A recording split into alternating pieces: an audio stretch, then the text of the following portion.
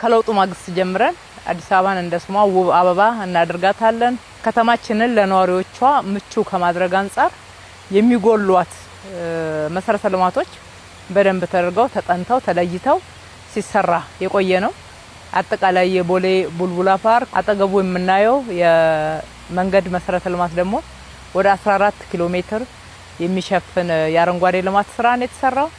ይሄ ለነዋሪዎች እንዲዝናኑ ወጥተው ተንፈስ እንዲሉ አካል ስጋ ብቻ ሳይሆን አእምሮ ጭምር እንዲመገብ ህፃናት ቦርቀው እንዲያድጉ ደስ እንዲላቸው በሰፈራቸው ወደ ዳር አካባቢ ያሉ ነዋሪዎቻችንም ለመዝናኛ ተንፈስ ለማለት መሃል ከተማ መጥተው ሌላ መሰረተ ልማት መዝናኛ ስፍራ የሚመለከቱ ሳይሆን ወደ ህዝቡ እየሄድን ነው። ወደ ህዝቡ ቀረብ እያልን ህዝቡ ወዳለበት ቦታ እነኚህ መሰረተ ልማቶች እያሰፋን ነው።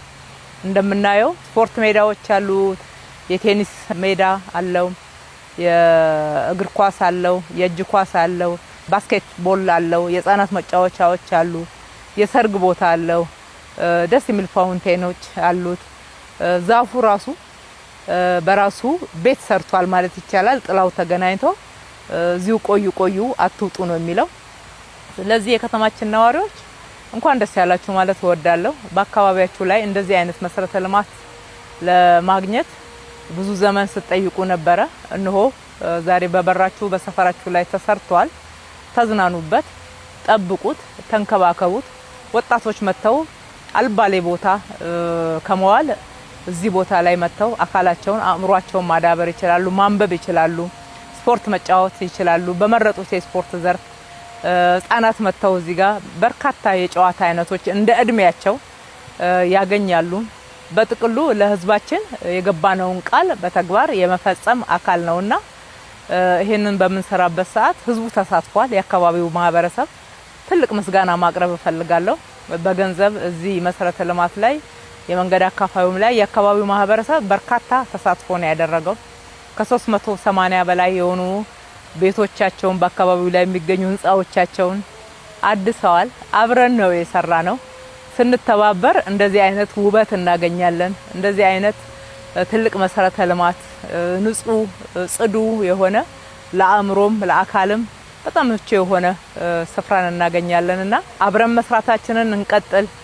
መሰረተ ልማቶቻችን ተገናኝተዋል።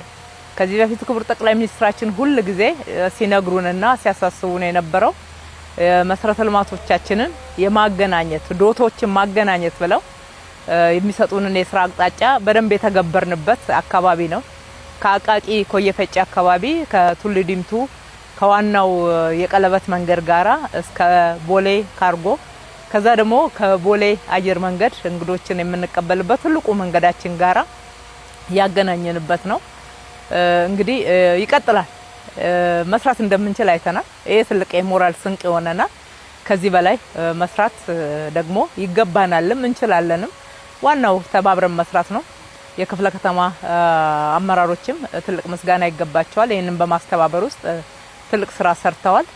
አመራሮች ሁሉ ወርደን ከህዝቡ ጋራ ተቀራርበን ህዝቡን አሳምነን አብረን ስንሰራ እጅግ በጣም ትልቅ ፋይዳ ያለው መሰረተ ልማት እናገኛለን። እንበርታ፣ እንቀጥል። ጅምር ነው፣ አላለቀም። እናስፋውላለሁኝ። እጅግ አድርጌ አመሰግናለሁ።